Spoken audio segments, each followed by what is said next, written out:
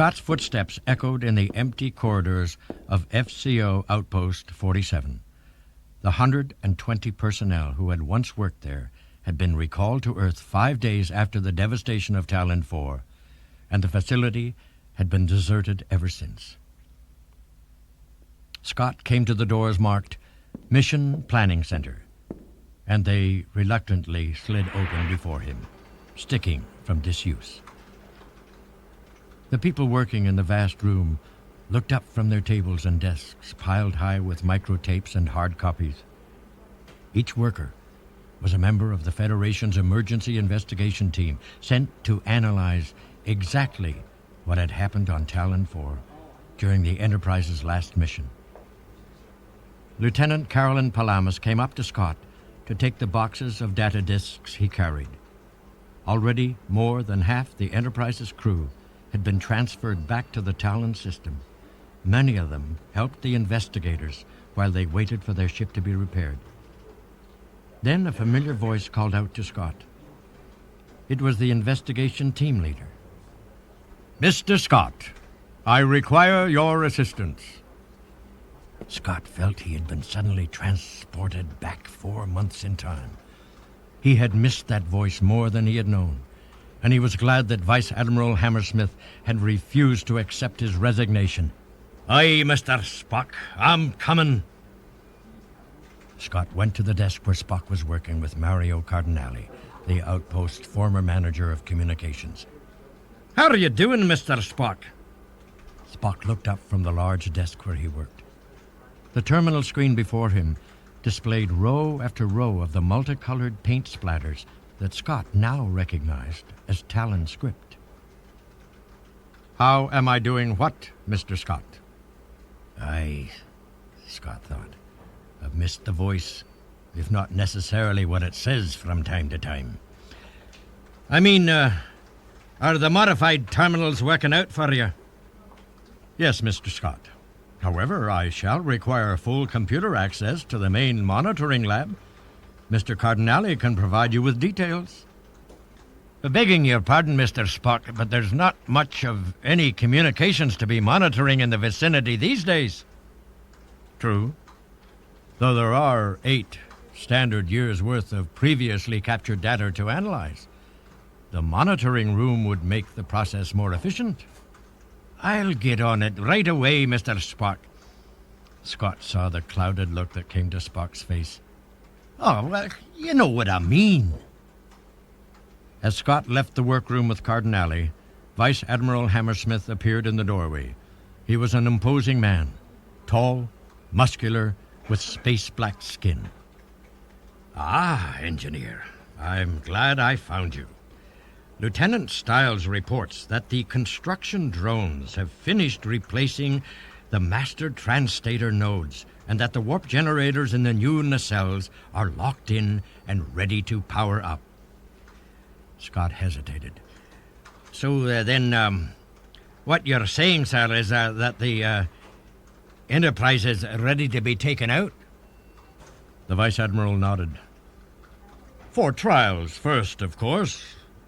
The warp engines have to be tuned over the next few weeks before she can be classified operational again. But Stiles says she'll be ready to break orbit in 6 hours." "I see, sir." Scott glanced back into the controlled excitement of the workroom. Spock must be onto something, he thought. "Have you found any evidence to back your claim, Engineer?" "No, sir, but with Mr. Spock here and—" Hammersmith shook his head. "I'm afraid Mr. Spock is here on a completely different matter. He is no longer associated with Starfleet. The only reason he was allowed through the blockade at all is because the Federation appointed him head of the official investigation team. Until the Council debate over the status of Talon is concluded one way or another, there is nothing more that can be done here. The Federation is more than just one planet in this one system, and Starfleet has too many ships and personnel here already. We need the Enterprise out doing her job, and we need you on her doing yours." "Oh, please, Admiral, I know that with just a few more days I could—" Lieutenant Commander Scott, I have given you all the latitude that my orders allow. Now you, sir, are ordered to report to Lieutenant Stiles aboard the Enterprise in 6 hours. Do you understand, Mr. Scott? Scott's shoulders slumped. He had come so close only to lose again. Aye, Admiral. I shall report aboard the Enterprise in 6 hours. Thank you for your patience, sir. Good man, engineer. Hammersmith nodded in dismissal, then entered the workroom. Scott and Cardinale headed out to the main monitor lab to prepare it for Mr. Spock.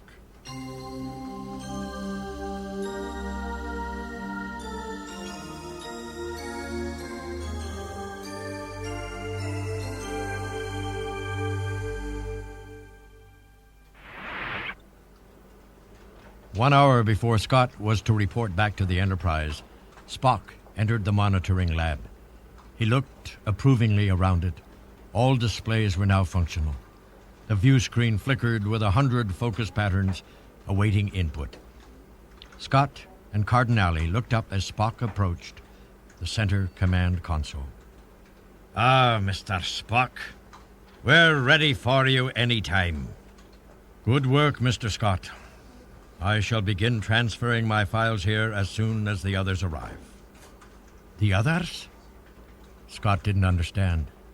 Yes, Mr. Scott. If my calculations are correct, then they should be arriving at any moment. Who? Spock turned to the chief engineer, but before he could answer, a transporter chime filled the lab. Scott blinked as 2 figures took form. Spock greeted them when the beam had faded. Welcome, Mr. Wilforth and Ms. Mallet. The outpost's former director and his manager of sampling operations came forward to the command console. Wilforth slowly gazed around the room, as if he had never expected to see it again. Scott checked the time readout on the console chronometer. In 40 minutes, he'd be beaming back up to the Enterprise. As Cardinale greeted Wilforth and Mallet, Scott drew Spock aside. You see, I've been ordered back to the Enterprise, Mr. Spock, and I'm afraid that this might be the last time I get a chance to talk with you in the next few weeks. What do you wish to say? Have you been working on anything that would make sense of what happened here, man? Certainly, Mr. Scott. Well, did you find anything? I believe I said I am working on it, Mr. Scott. Any chance of coming up with something in the next 30 minutes? Unquestionably. Spock's answer took Scott by surprise. What? You mean that? You'll have the answer that quickly? Part of the answer, at any rate, Mr. Scott. From the center of the lab, another transporter chime sounded. It was louder than before. Multiple beams coming in. As I said earlier, Spock continued, I have been waiting for the others to arrive. Scott followed Spock's gaze to the lab's center, where 5 golden shafts of light and matter swirled into beam. Scott suddenly blinked in surprise. Captain Kirk! Uhura! Chekhov! Sulu! Dr. McCoy! The Enterprise 5 were at last reunited.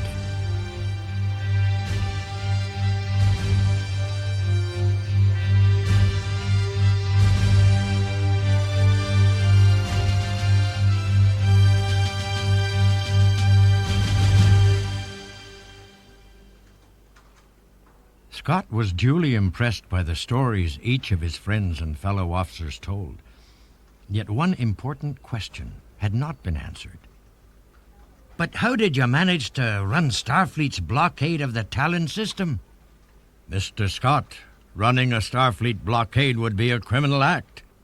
Well, exactly, Mr. Spock.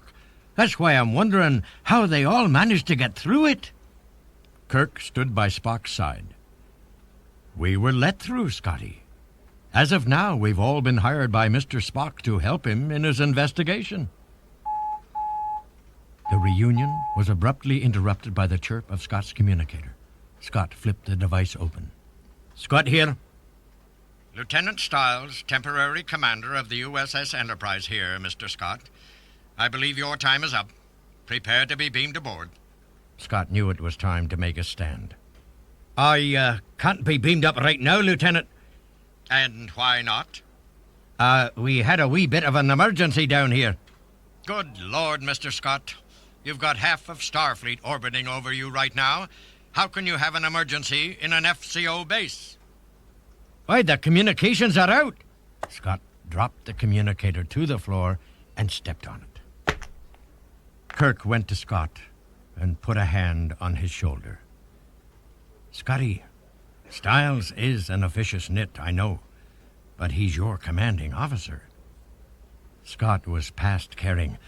Aye, Captain, I know, but I've spent 3 months taking apart the Enterprise, trying to find out what happened to her, and it's only now that Mr. Spock's come that we have a chance of finding out, and if we can prove that we were attacked, then the Vice Admiral will let me stay here until we find out who did it and why.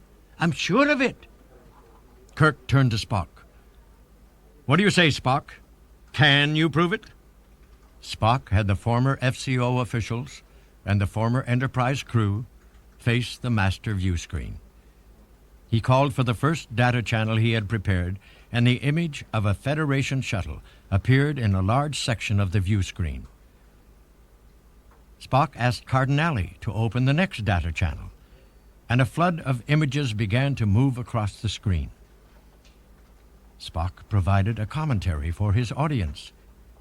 These are pictures of other so-called extraplanetary space vehicles which were reported in the public update media on Talon. Scott thought it was one of the oddest assortments of flying vehicles he had ever seen. Wilforth stepped closer to the screen. But our computers were able to scan through every image, Spock. We found nothing. No, Mr. Wilforth. The FCO did not scan through every image, only every image available to the FCO. Spock looked at Cardinale. Data channel 200, if you please. A new series of pictures came on screen, 12 of them, each a clear and detailed image of what could only be a Federation shuttle traveling through the atmosphere. The FCO never had a chance to analyze these images because they were obtained from Talon's military computer networks by the Enterprise's sensor satellites. This outpost was shut down before you could evaluate any of these images. We analyzed them today, and as they clearly show, without a doubt, the Talon were aware of the FCO's operations on their world. To Carol Mallet, who had been in charge of the outpost shuttle operations, Spock's words were an insult. Look here. I only conducted 20 sampling runs to Talon. It's inconceivable that they could have been sophisticated enough to record my operations 13 out of 20 times. Suddenly, Vice Admiral Hammersmith strode into the room, accompanied by Lieutenant Stiles and 3 red-shirted security guards. I disagree, Miss Mallet. The evidence is right up there on the screen. And it appears that Starfleet is going to have to open a board of inquiry so it can spread the blame around. Now, where's Lieutenant Commander Scott hiding? Spock adjusted a control on the console. What is on the screen is only a portion of the evidence, as you call it. A second series of images of flying craft came on the screen. They were wingless, long, and streamlined, with pinched-in middle sections. Scott tried to count them, but there were too many. They didn't fill the entire screen, so he knew there were fewer than 100. But still, there were more than 5 times as many as the images of the shuttles. The only problem was Scott couldn't tell what the craft were. Neither could Hammersmith. What are those supposed to be, Mr. Spock? For want of a precise term, I choose to call them sampling shuttles. Wilforth protested. But the FCO doesn't use anything that looks like that. They are not FCO shuttles, Spock explained. Neither are they from any known world within the Federation. Or without. Scott saw Kirk's eyes fill with excitement. Yes, Spock. That's it. But Hammersmith didn't share that excitement. He was icy when he spoke. Just what are you trying to tell us, Spock? Spock asked for data channel 210. Scott brought it online. A geopolitical map of Talon 4 appeared. Moments later, a flurry of hundreds of dots and triangles flashed on and off across it. Spock pointed at the screen. Look at the frequency of sightings. I submit that these are alien craft engaged in a systematic series of provocative sorties designed for one reason only: to heighten the fear of war on Talon and to make the military and political leaders of the planet arm themselves to the point where stability could no longer be possible. Hammersmith was amazed.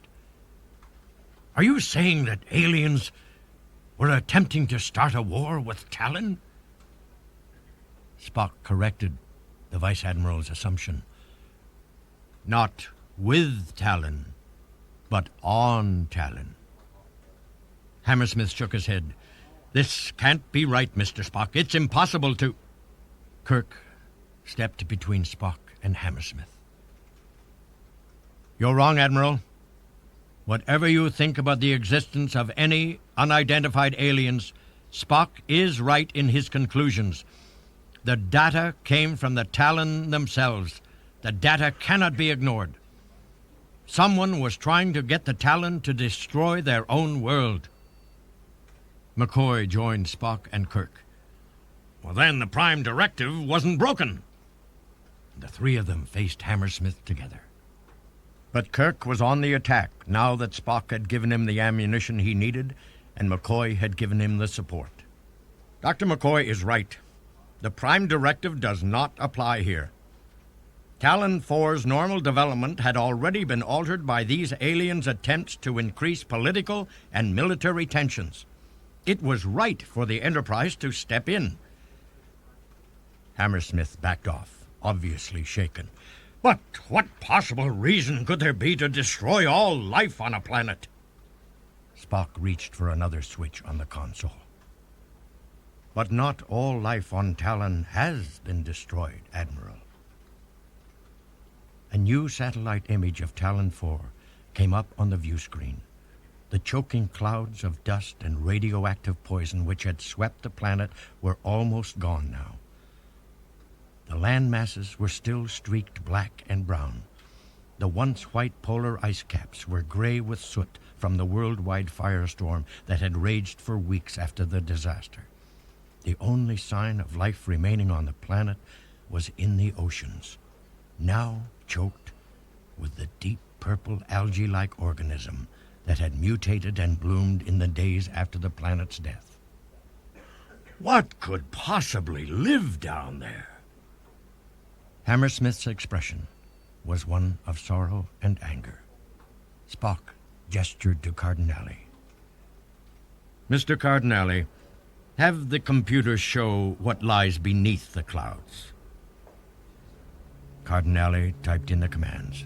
Slowly, the computer created a master picture of the planet's surface as it had been 2 days after the disaster. Walls of fire followed the coastlines where the cities had been clustered.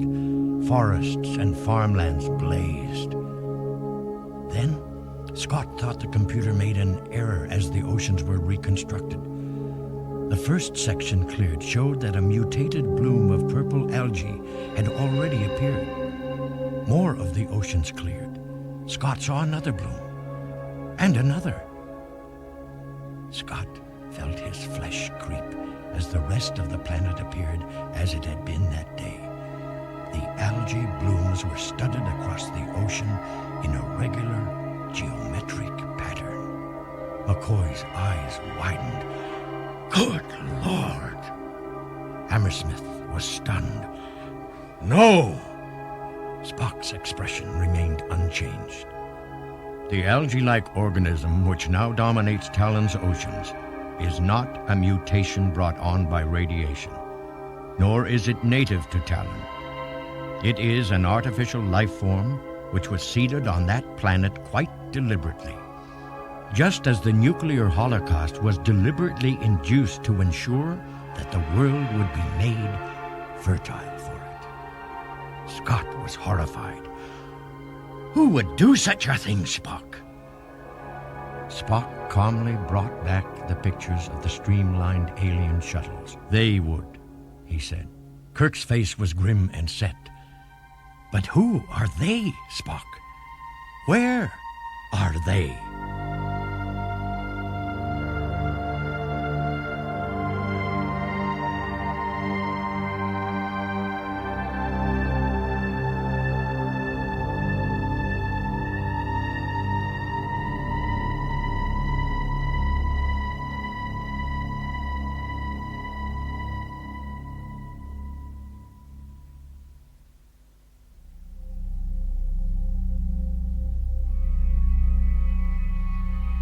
The lunar dust of Talon's moon drifted up in a small eddy, disturbed by the vortex of transporter energy which swirled above it. Seconds later, the dust of that moon was marked by Kirk's footsteps.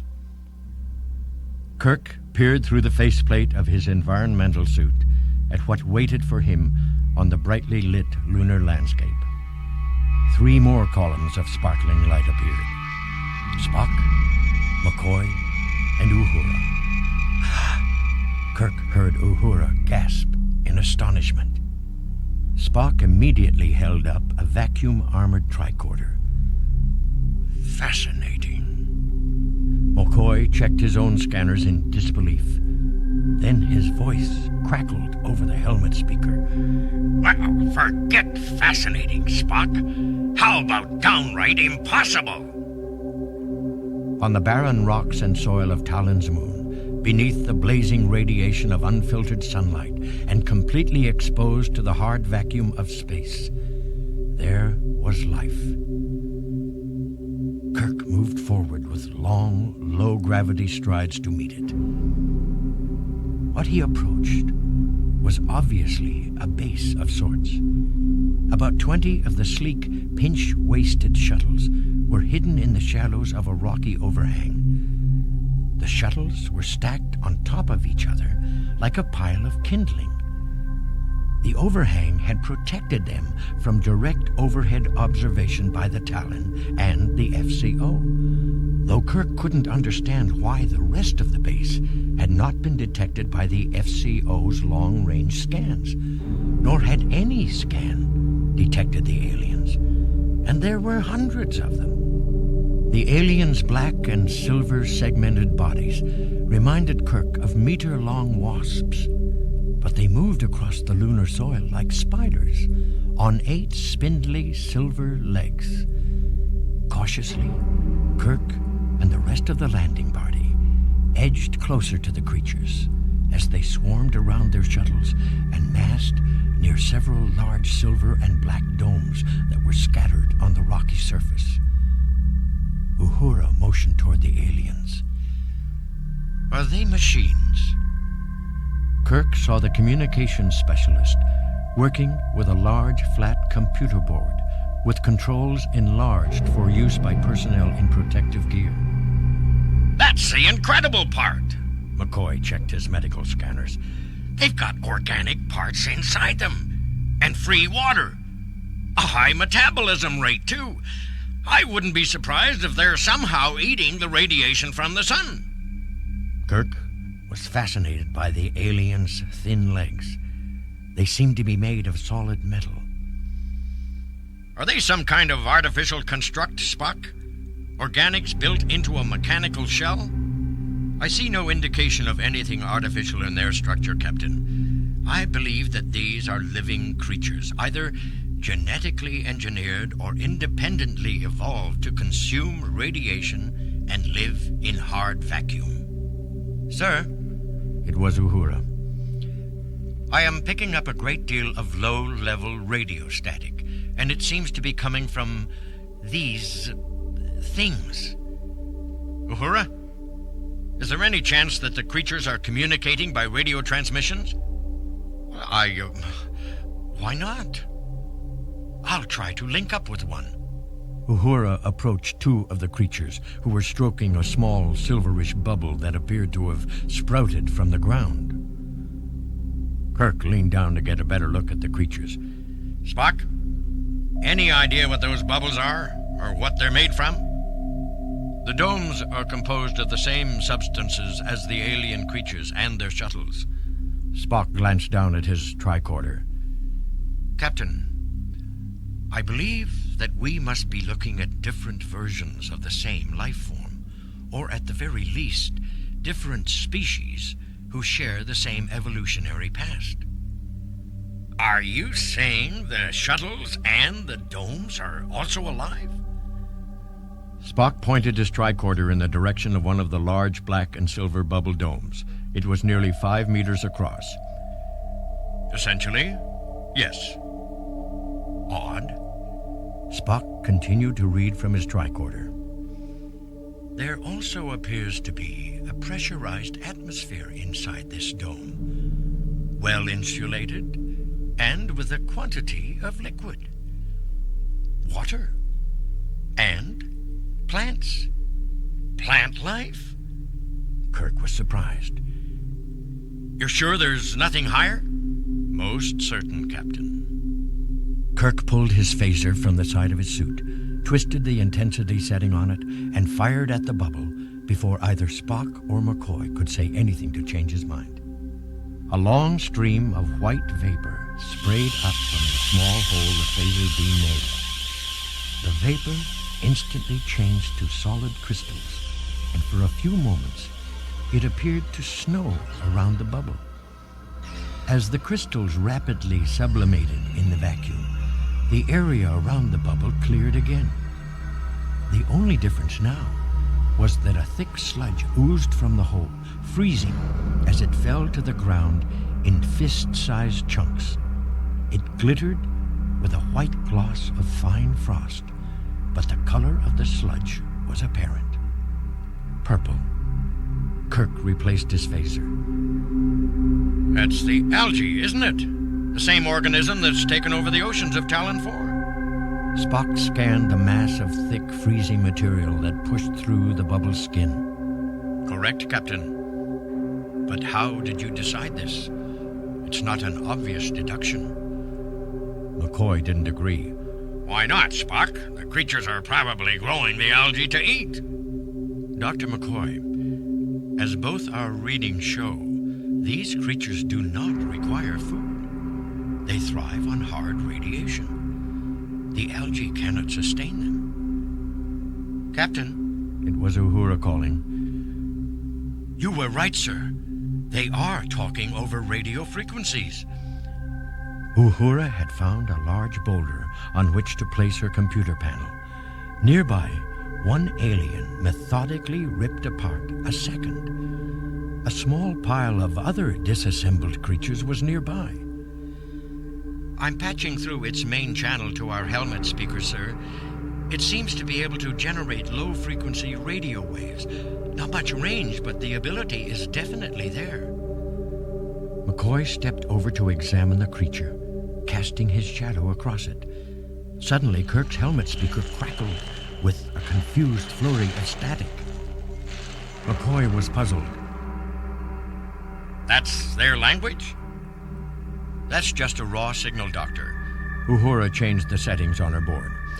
I'll run it through the universal translator. Strange life, block food. It was the clipped mechanical voice of the universal translator circuitry. Strange life, block food, over here, strange life. Captain Kirk, the aliens are speaking in one of the primary languages of Talon. Suddenly, McCoy sputtered in surprise as 4 of the aliens grabbed his legs and began to drag him away, sending up a cloud of billion-year-old dust. Before Kirk could act, the aliens released the doctor. You all right, Bones?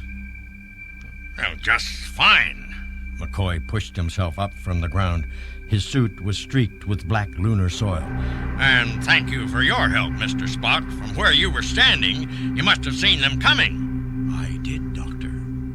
Then why didn't you do something about it? Kirk asked. The creatures were simply responding to their fellow beings' call for help. Dr. McCoy was casting a shadow over the creature we were observing, thus cutting off the sun's radiation, which is the creature's supply of food. As you will notice, the creature's transmission has now ceased.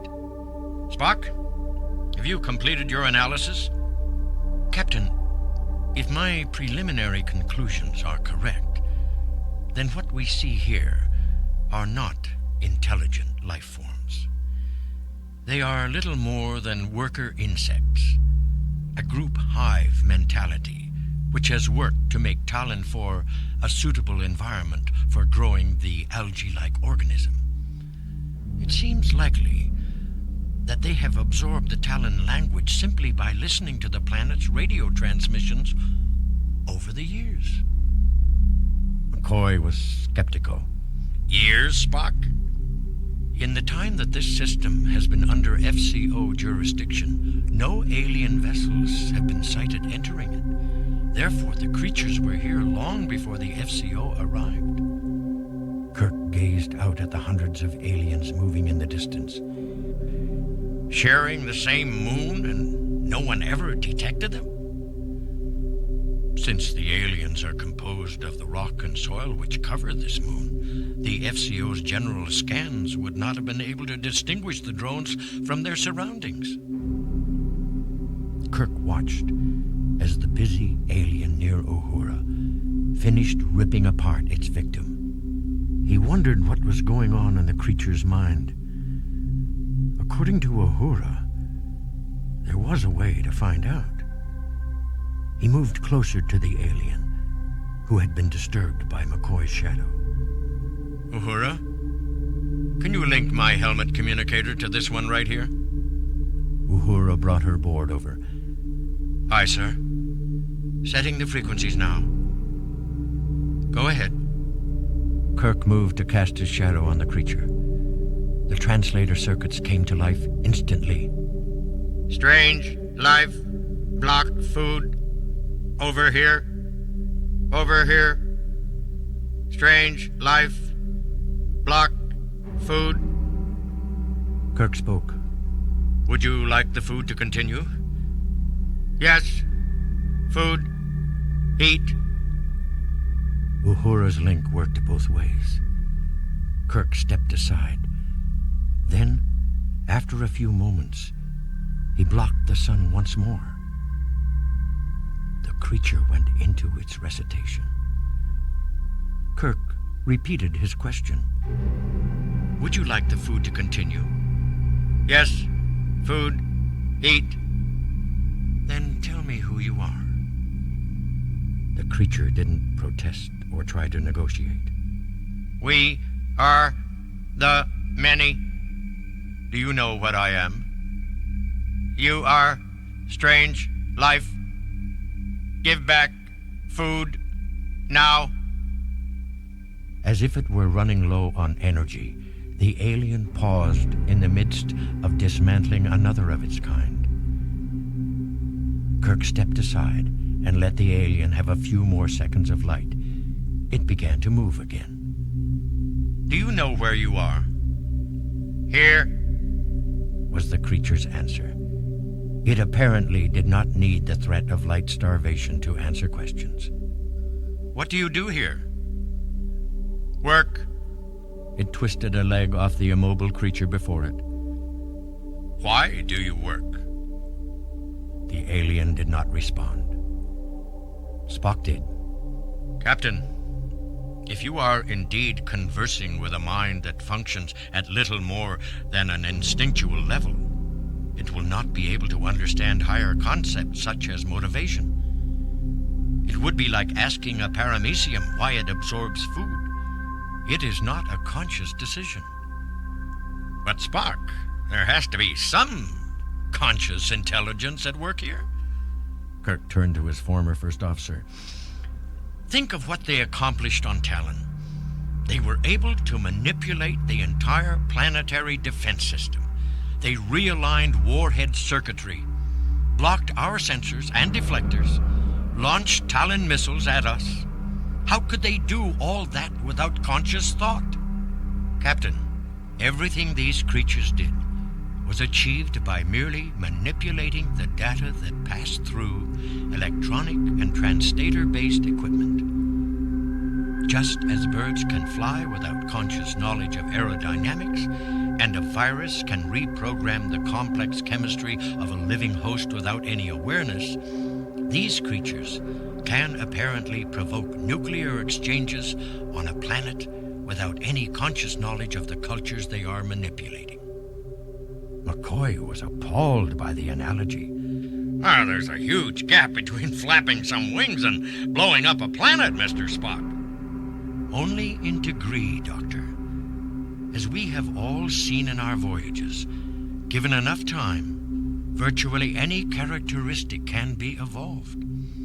Given enough time, virtually any behavior can be learned.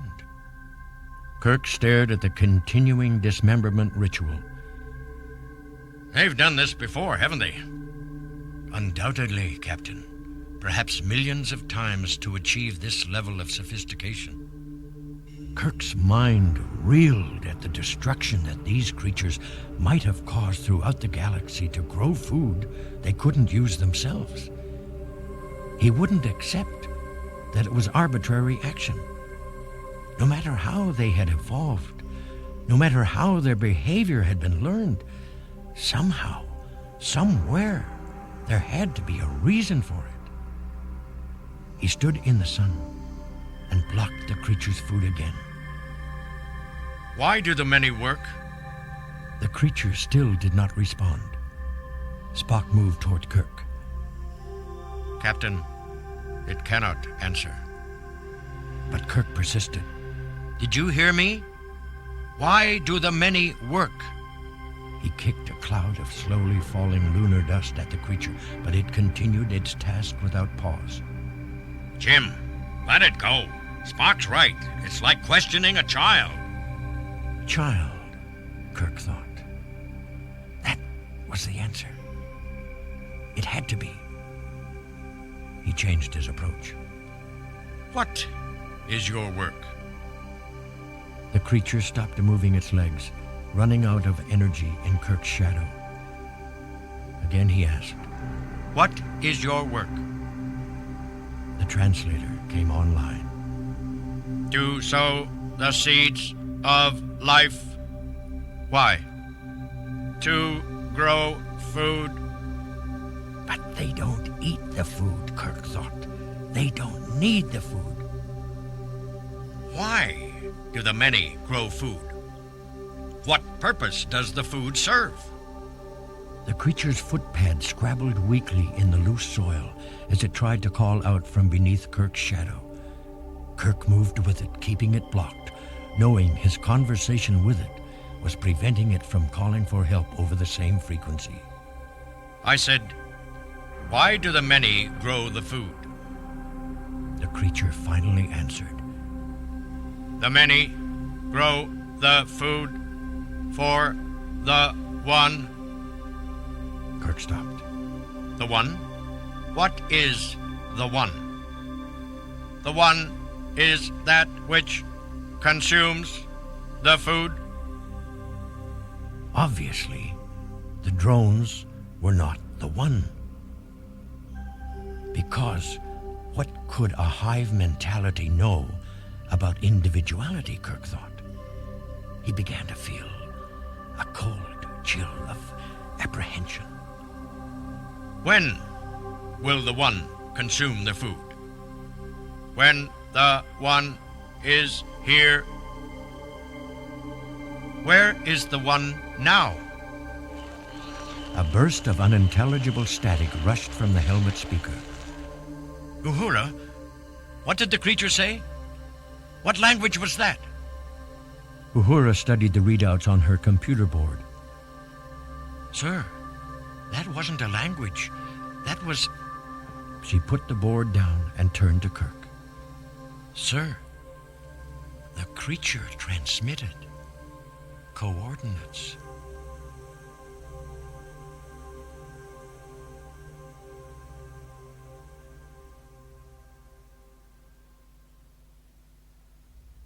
Kirk and Stiles glared at each other across the conference table in the ready room of Outpost 47.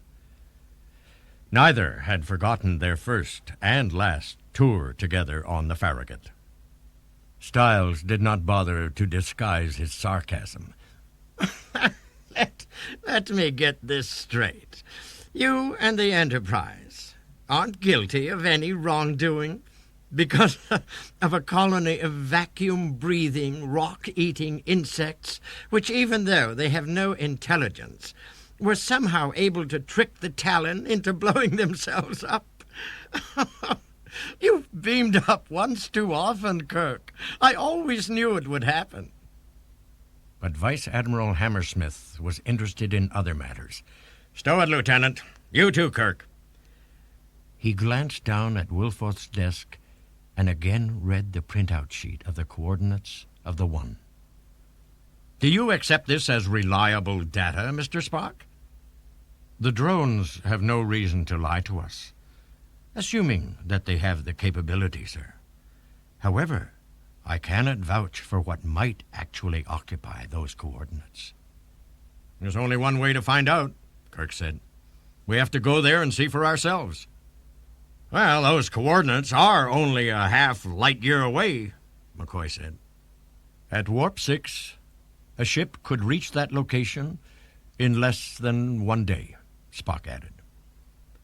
Hammersmith held up his hands to quiet everyone. No one's going anywhere. Is that clear? Yes, sir. Stiles spoke smartly.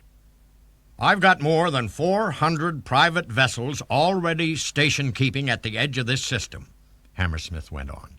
Half the galaxy is geared up to send aid to Talon 4, and I don't have enough personnel or ships to keep them out as it is. By my estimation, Spock offered, the Council debate on aid to Talon should have ended by now. Even if it has ended, Spock, it's still going to take 2 days for the subspace relay to reach us. Hammersmith almost sounded apologetic. I wish I had some way out. But until the question of the Prime Directive is resolved, I'll have to keep every warp-capable ship bouncing around the system to turn back blockade runners. The answer hit Kirk like a phaser bolt. Every warp-capable ship, Admiral? Then you don't mean the Enterprise. Stiles looked from Kirk to the Vice Admiral in alarm. What do you mean? He doesn't mean the Enterprise. I spent 3 months getting her warp-capable again. She's got new warp nacelles and... Hammersmith ignored Stiles. Brand new, unrated warp nacelles, which have to be tuned into balance, well away from the gravity well of a star, so the ship won't risk hitting a wormhole. Kirk concluded his argument.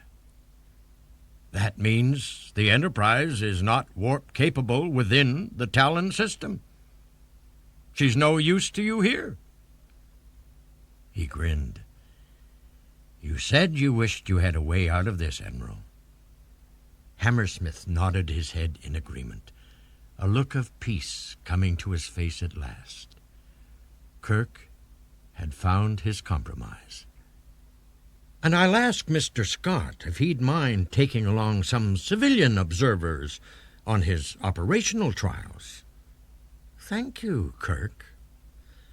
Stiles exploded. You can't do that! You said she was mine! Hammersmith turned slowly to Stiles, eyes wide. I beg your pardon, Lieutenant? Stiles stammered incoherently. Did you just tell an admiral what he could or couldn't do? Hammersmith began to rise from his chair. Styles was hull metal white. He glared at Kirk. Oh, someday, Kirk, someday I'm going to catch up to you and... Kirk laughed easily. Maybe someday, Styles. But the important thing is, that's not today.